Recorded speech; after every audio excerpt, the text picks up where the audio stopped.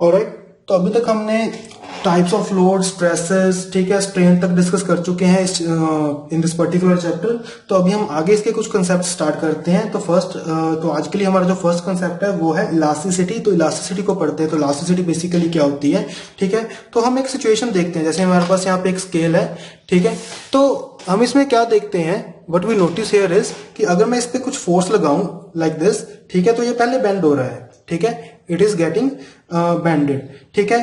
तो लेकिन अगर मैं ये फोर्स हटा दूं तो ये फिर से अपनी वही शेप रीगेन कर लेगा, ठीक है। तो इसी प्रॉपर्टी को हम इलास्टिसिटी बोलते हैं कि जब हम किसी भी बॉडी पे एक सर्टेन अमाउंट ऑफ लोड लगाते हैं, ठीक है, ये इसकी जो शेप है वो डिफॉर्म हो जाएगी, लेकिन जब हमने वो फोर्स हटा दी तो फिर से ये अपनी वही शेप को रीगेन कर लेगा। इस प्रॉपर्टी को हम क्या बोलते हैं, इस प्रॉपर्टी को हम बोलते हैं इलास्टिसिटी, ठीक है। तो अगर हम यहाँ पे डिफाइन करें तो elasticity is the property of a material, elasticity is the property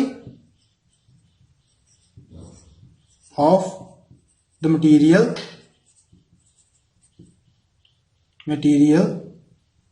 by virtue of which it regains its original shape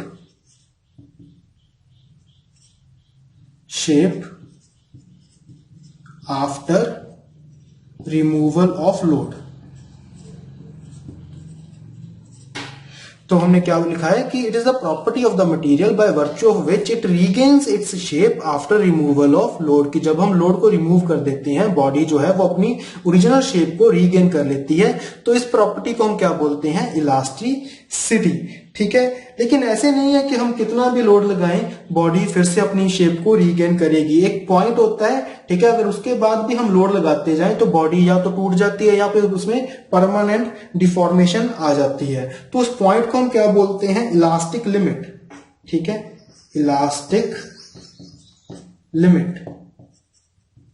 तो इलास्टिक लिमिट क्या होता है कि एक ऐसा पॉइंट है जहां तक अगर हम लोड लगाएं, अगर हम उससे कम लोड लगाएं तो बॉडी जो है लोड हटाने के बाद, लोड को रिमूव करने के बाद अपनी ओरिजिनल शेप को रीगेन कर लेगी। लेकिन अगर हम लोड को उससे भी ज्यादा कर दें तो बॉडी में कुछ परमानेंट डिफॉर्मेशन आ जाएगी, ठीक है। अगर मैं इसी स्केल की ही बात करूं तो ठीक है, मुझे एक अपने आप में एक सेंस है कि मैं यहां तक लोड लगा रहा हूं तो ठीक है, मुझे फील हो रहा है कि ठीक है यहां तक ये ब्रेक नहीं हो रहा, लेकिन अगर मैं फर्दर और लोड इंक्रीज कर दूं तो इट विल ब्रेक, ठीक है। तो ये एक पॉइंट हो गया, ठीक है, उसे हम क्या बोलते हैं, इलास्टिक लिमिट बोलते हैं, ठीक है। तो एक ऐसा पॉइंट जहां तक अगर हम लोड को लगाते हैं बॉडी अपनी शेप को रीगेन कर ली है, लेकिन उसके बियॉन्ड अगर हम जाते हैं तो बॉडी में परमानेंट डिफॉर्मेशन आ जाती है, तो उसे हम पॉइंट को बोलते हैं इलास्टिक लिमिट। इलास्टिक लिमिट को अगर हम डिफाइन करें तो it is the value of the stress, elastic limit is the value of the stress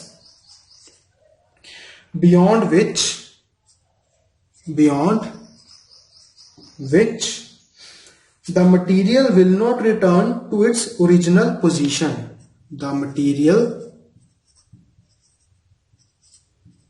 will not return to its original position when unloaded.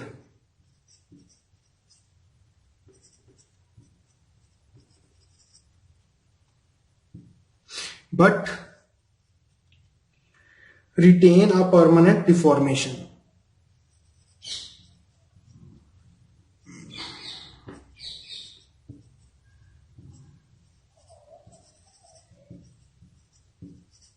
So I hope you can read it. ठीक है, तो elastic limit क्या है, it is the value of the stress, ये एक stress की value है, beyond which, जिसके बाद जो मटेरियल है वो अपनी ओरिजिनल पोजीशन में रिटर्न नहीं होता, ठीक है। The material will not return to its original position when unloaded, जब हम उस पे लोड जो है वो रिमूव कर देंगे, but retain a permanent deformation, उसमें एक परमानेंट, एक स्थायी रूप में डिफॉर्मेशन जो है वो आ जाएगी। तो इस वैल्यू ऑफ स्ट्रेस को हम क्या बोलते हैं, उस वैल्यू ऑफ स्ट्रेस को हम बोलते हैं इलास्टिक लिमिट। अगर मैं आपको यहाँ पे एक डायग्राम से समझाऊं तो मान लो कि ये एक वैल्यू है, ठीक है। अगर मैं लोड को इस जोन तक रखता हूं, ठीक है, यहां तक रखता हूं, ठीक है, तो जो बॉडी है वो अपनी ओरिजिनल स्टेट में आ जाएगी लोड को रिमूव करने के बाद। अगर लेकिन लोड को मैं बढ़ा के यहां पे ले जाता हूं, इस पॉइंट पे ले जाता हूं, तो बॉडी में एक परमानेंट डिफॉर्मेशन आ जाएगी, body will not return to its original shape. Okay, the next topic we are having is Hooke's law. ठीक है, तो हुक्स लॉ क्या होता है? हुक्स एक साइंटिस्ट का नाम है, ठीक है। तो हुक्स लॉ की स्टेटमेंट बेसिकली क्या है कि within the elastic limit, within the elastic limit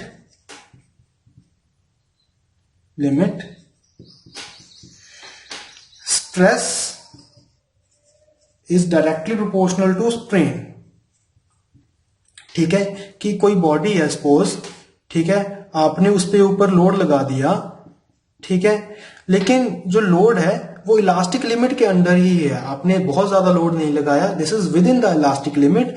तो इसमें जो स्ट्रेस डेवलप होगी और इसमें जो स्ट्रेन आएगी वो एक दूसरे के डायरेक्टली प्रोपोर्शनल होंगे। कि अगर हम यहाँ पे एक ग्राफ बनाएं स्ट्रेस वर्सेस स्ट्रेन का, ठीक है, सपोज कर हम यहाँ पे स्ट्रेन को लिख रहे हैं और यहाँ पे हम स्ट्रेस को ले रहे हैं, ठीक है, तो ये जो ग्राफ है, this graph will be a straight line, ठीक है, with in the elastic limit. ये सारा कुछ कब है? जब इलास्टिक लिमिट के अंदर ही हम बात कर रहे हैं, ठीक है। तो within the elastic limit stress is directly proportional to strain, ठीक है, कि जितना जितना स्ट्रेस आएगा उतना उतना ही हमारे पास स्ट्रेन आएगा, ठीक है। तो यहाँ पे हमें पता है कि अगर हम इस साइन ऑफ प्रोपोर्शनैलिटी को हटाना चाहते हैं तो हमें एक कांस्टेंट लगाना पड़ेगा, ठीक है, हमें कांस्टेंट लगाना पड़ता है, ठीक है, when we always remove this sign of proportionality, ठीक है। तो ये जो कांस्टेंट है, अभी हम इसे कांस्टेंट की बात करते हैं, तो constant is basically here is stress upon strain, stress upon strain, ठीक है। और इस कांस्टेंट का नाम क्या होता है? This constant is known as modulus of elasticity, this is known as modulus of elasticity. और मॉडुलस ऑफ इलास्टिसिटी की डेफिनेशन क्या है? This is stress upon strain. तो कोई भी सिचुएशन है, अगर जो भी लोडिंग है वो with in the elastic limit है, तो हम क्या बोलते हैं कि स्ट्रेस अपॉन स्ट्रेन, अगर हम यहां पे देखें, stress upon strain will be equals to the modulus of elasticity for that particular material. अगर हम यहाँ पे थोड़ा ग्राफ की अगर आपको अंडरस्टैंडिंग है, तो दिस स्ट्रेस अपॉन स्ट्रेन, ये स्ट्रेस अपॉन स्ट्रेन इस ग्राफ के स्लोप के बराबर होगा। कि अगर यहाँ पे एंगल थीटा है तो this tan theta will be equals to modulus of elasticity, ठीक है। तो now we understand about this modulus of elasticity, कि ये modulus of elasticity होता क्या है और ये किन चीजों पे डिपेंड करता है, ठीक है। जो modulus of elasticity है वो मेनली मटेरियल पे डिपेंड करता है, कि जो बॉडी है वो किस मटेरियल से बनी हुई है, ठीक है। कि अगर वो स्टील है तो स्टील के लिए मॉडुलस ऑफ इलास्टिसिटी कुछ और होगा, ठीक है। या फिर अगर कोई वो कॉपर है, एल्यूमिनियम है, या कोई भी मटेरियल है, प्लास्टिक है, तो उसके लिए अलग से कोई मॉडुलस ऑफ इलास्टिसिटी होगा। तो अगर हम यहाँ पे बात करें कि modulus of elasticity depends upon what, ठीक है, the factors on which modulus of elasticity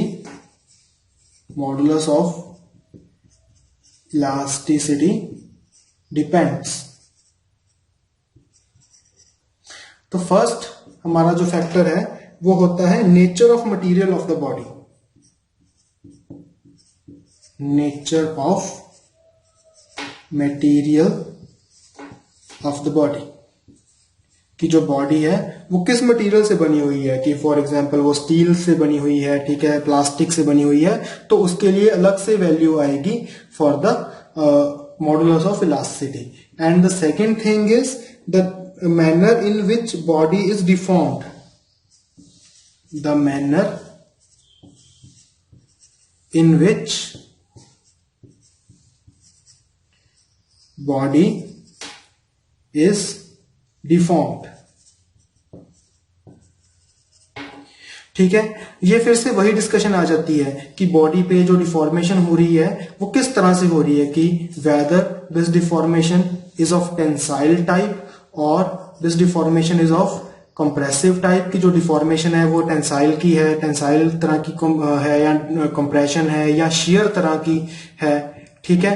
तो इससे भी जो मॉडुलस है वो चेंज हो जाता है, ठीक है। मॉडुलस डिपेंड करता है कि बॉडी में जो डिफॉर्मेशन आ रही है वो किस तरह से आ रही है, ठीक है। तो इसके अकॉर्डिंग हम मॉडुलस ऑफ इलास्टिसिटी को भी चेंज करते हैं, या फिर अगर वॉल्यूम टाइप का कोई कंप्रेशन या एक्सपेंशन हो रहा है, ठीक है, तो इस तरह से हम मॉडुलस ऑफ इलास्टिसिटी को भी 3 पार्ट्स में डिवाइड कर देते हैं, ठीक है। कि अगर हमारे पास ये टेंशन या कंप्रेशन वाला केस है, if the body is getting tensile और कंप्रेसिव लोड, तो उस केस में जो मॉडुलस ऑफ इलास्टिसिटी होता है उसे हम बोलते हैं Young's modulus of elasticity, that is the Young's modulus of elasticity, ठीक है। अगर बॉडी में शियर आ रहा है तो उसे हम बोलते हैं मॉडुलस ऑफ रिजिडिटी या शियर मॉडुलस ऑफ इलास्टिसिटी, ठीक है। अगर बॉडी में बल्क टाइप की डिफॉर्मेशन आ रही है या वॉल्यूमेट्रिक टाइप की डिफॉर्मेशन आ रही है तो उसे हम बोलते हैं bulk modulus of elasticity, this is the bulk modulus of elasticity. तो इसे डिटेल में अभी हम पढ़ते हैं। ओके, तो फर्स्ट हमारे पास आता है यंग्स मॉडुलस ऑफ इलास्टिसिटी। तो यंग्स मॉडुलस ऑफ इलास्टिसिटी को हम डिफाइन करते हैं as the ratio of direct stress to strain, ठीक है। It is the ratio of direct stress to strain is called Young's modulus of elasticity. तो अभी direct stresses कौन कौन सी थी, तो आपको याद करना पड़ेगा। डायरेक्ट स्ट्रेसेस थी हमारे पास टेंसाइल स्ट्रेस और कंप्रेसिव स्ट्रेस। तो ठीक है, मैथमेटिकली हम यंग्स मॉडुलस ऑफ इलास्टिसिटी को कैपिटल ई से डिनोट करते हैं, ठीक है। और कई बुक्स में आपको ये वाई से भी लिखा हुआ मिल जाएगा, ठीक है। Both denotes Young's modulus of elasticity, ठीक है। तो यंग्स मॉडुलस ऑफ इलास्टिसिटी को अगर मैथमेटिकली देखें तो it is tensile stress upon tensile strain, tensile stress upon tensile strain, ठीक है। अगर कंप्रेसिव नेचर में बात करें तो it is the compressive stress upon compressive strain. तो Young's modulus of elasticity depending upon the situation, क्योंकि ये डायरेक्ट स्ट्रेसेस के लिए डिफाइंड है, तो डायरेक्ट स्ट्रेसेस हमारे पास टेंसाइल एंड कंप्रेसिव दोनों ही है, ठीक है। तो डिपेंडिंग अपॉन द सिचुएशन कि या तो ये होगा tensile stress upon tensile strain और या फिर ये होगा compressive stress upon compressive strain, ठीक है। तो इसका मतलब ये क्या होता है कि it depends upon the nature of the material, ठीक है। तो यंग्स मॉडुलस ऑफ इलास्टिसिटी जो है इसके कांस्टेंट वैल्यू है कि फॉर अ पर्टिकुलर मटेरियल, जैसे ई की वैल्यू 210 गीगा पास्कल्स होती है फॉर स्टील, ठीक है। मोस्टली हम इसे इतना ही लेते हैं, ठीक है। तो similarly for aluminium it is around 100, ठीक है। तो ये होता है Young's modulus of elasticity. Okay, the next is modulus of rigidity. Modulus of rigidity is the ratio of shear stress to shear strain, ठीक है। तो shear stress upon shear strain के अगर रेशियो को देखेंगे तो वो हमारे पास modulus of rigidity होता है। तो modulus of rigidity को हम कैपिटल G से डिनोट करते हैं, ठीक है। तो it is shear stress divided by shear strain। shear stress का सिंबल हमारे पास टाउ था, shear strain के लिए हम फाई यूज करते थे, तो G, capital G is the modulus of rigidity, it is tau upon phi, ठीक है। सिमिलरली अगर हमारे पास नॉर्मल स्ट्रेसेस एक्ट कर रही हैं तो वॉल्यूमेट्रिक चेंज आ रहा है, तो उस केस में normal stresses upon volumetric strain, the ratio of normal stress to volumetric strain को हम बोलते हैं बल्क मॉडुलस, ठीक है। एंड बल्क मॉडुलस को हम K से डिनोट करते हैं, ठीक है। तो K is normal stress upon volumetric strain. Normal stress को हम सिग्मा n से लिखते हैं, वॉल्यूमेट्रिक स्ट्रेन को हम EV से लिखते हैं, मतलब E small e stand for strain and V stand for volumetric, ठीक है।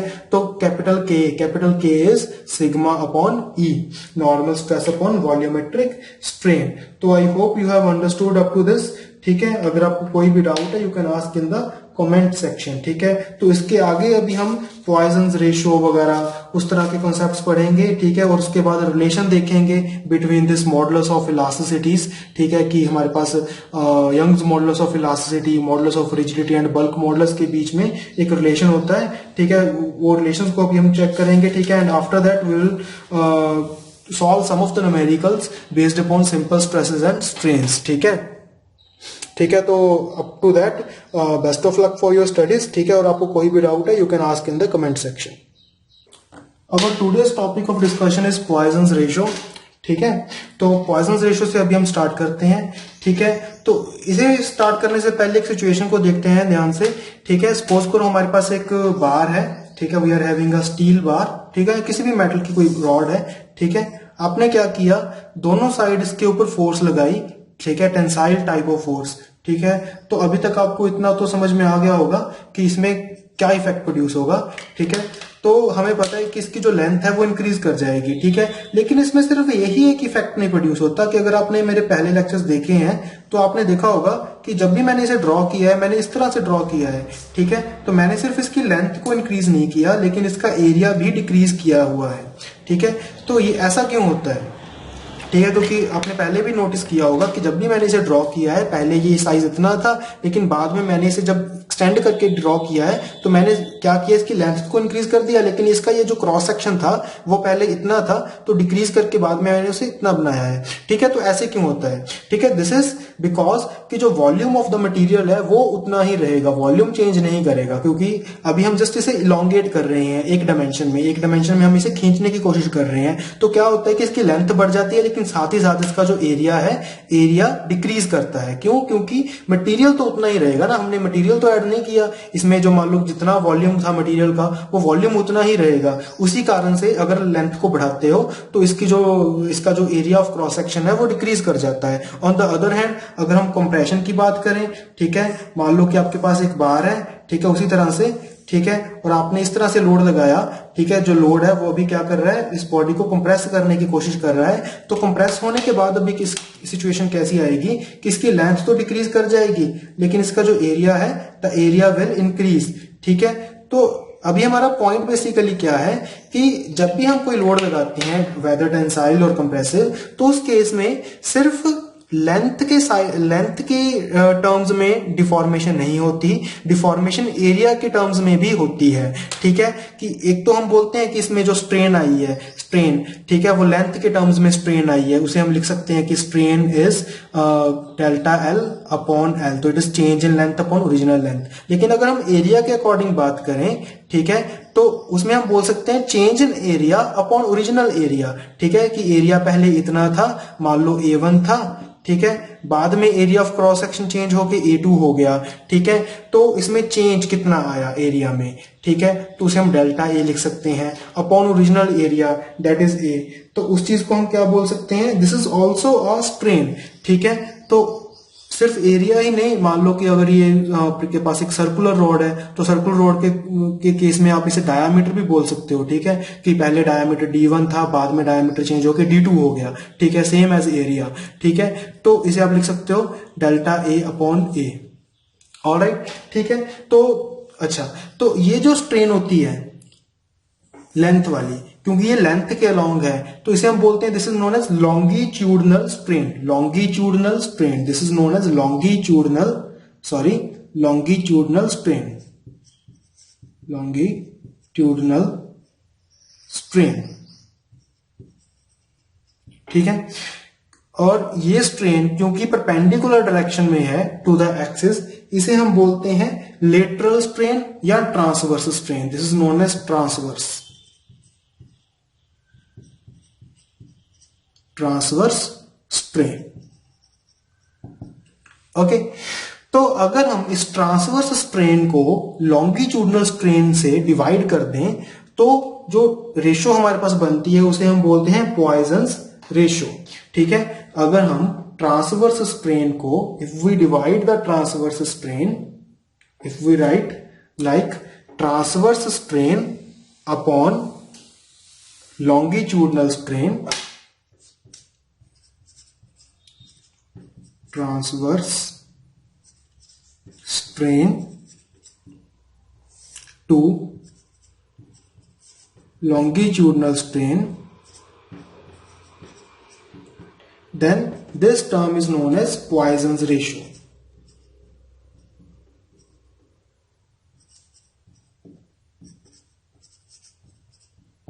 ठीक है, तो पॉइजन्स रेशियो क्या होती है, ये transverse strain upon longitudinal strain होती है। ट्रांसवर्स स्ट्रेन को आप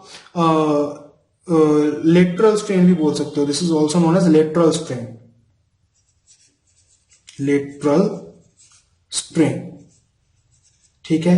एंड लॉन्गिट्यूडनल स्ट्रेन को आप लीनियर स्ट्रेन भी बोल सकते हो, ये इनके अलग अलग नाम है, ठीक है।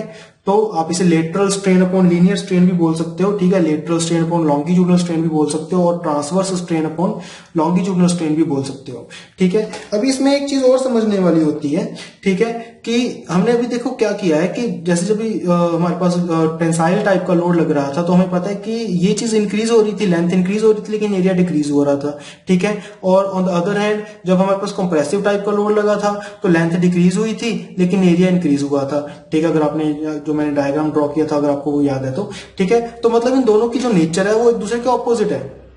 जो longitudinal strain and transverse strain है, इनकी नेचर ऑपोजिट है, ठीक है। एक वन सिचुएशन में, एक सिचुएशन में कैसे कि जब टेंसाइल टाइप का लोड लग रहा है, तो मैं बोल सकता हूं क्योंकि लेंथ बड़ी है तो दिस स्ट्रेन इज पॉजिटिव, लेकिन क्योंकि एरिया डिक्रीज हुआ है तो दिस स्ट्रेन इज नेगेटिव, ठीक है, this strain is negative. On the other hand compressive load के केस में क्या हुआ, क्योंकि लेंथ डिक्रीज हुई है, आप बोल सकते हो कि दिस स्ट्रेन इज नेगेटिव, ठीक है, लेकिन क्योंकि एरिया इंक्रीज हुआ है तो ये पॉजिटिव है, ठीक है। तो आपको कई बार बुक्स में यहाँ पे एक नेगेटिव साइन भी लिखा हुआ मिल जाएगा, ठीक है। ये नेगेटिव साइन बेसिकली किस चीज को काउंटर करता है, ये नेगेटिव साइन सिर्फ इसी के लिए होता है क्योंकि इन दोनों की नेचर एक दूसरे के ऑपोजिट है, ठीक है, कि transverse strain and longitudinal strain की जो नेचर है विद इन वन सिचुएशन, ये एक दूसरे के ऑपोजिट है, ठीक है। पॉइजन्स रेशियो को हम म्यू से डिनोट करते हैं, Poisson's ratio is denoted with this mu, ठीक है, and this is also denoted by 1/m, ठीक है, इसे 1/m से भी लिख देते हैं, ठीक है, लेकिन इसका फॉर्मूला वही है, this is lateral strain upon longitudinal strain, ठीक है, lateral strain upon longitudinal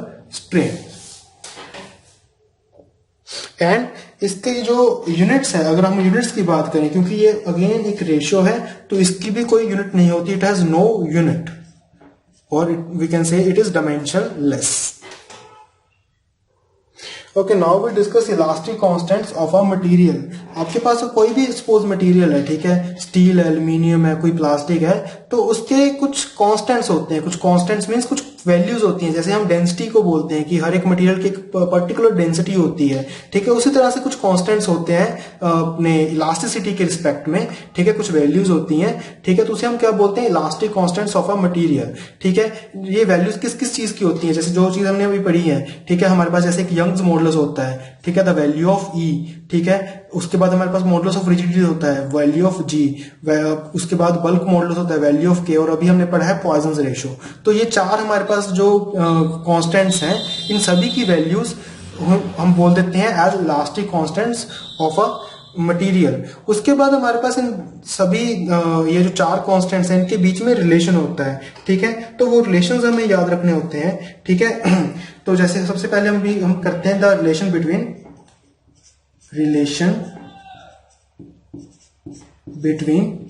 E and G, कि लास्ट अपना Young's modulus of elasticity and modulus of rigidity के बीच में जो रिलेशन है उसे अभी हम देखते हैं। तो वो रिलेशन होता है E is equals to 2G 1 plus mu, ठीक है। तो this is E equals to 2G 1 plus mu, ये रिलेशन होता है between E and G। Next we write the relation between E and K। ये रिलेशन होता है E equals to 3K 1 minus 2 mu,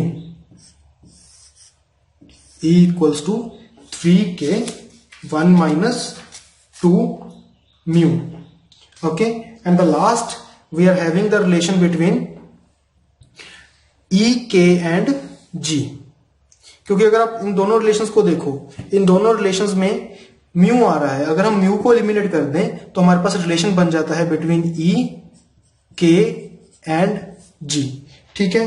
तो वो रिलेशन होता है E equals to 9kg upon 3K plus G। तो ये हमारे पास तीन रिलेशंस होते हैं बिटवीन इलास्टिक कांस्टेंट्स।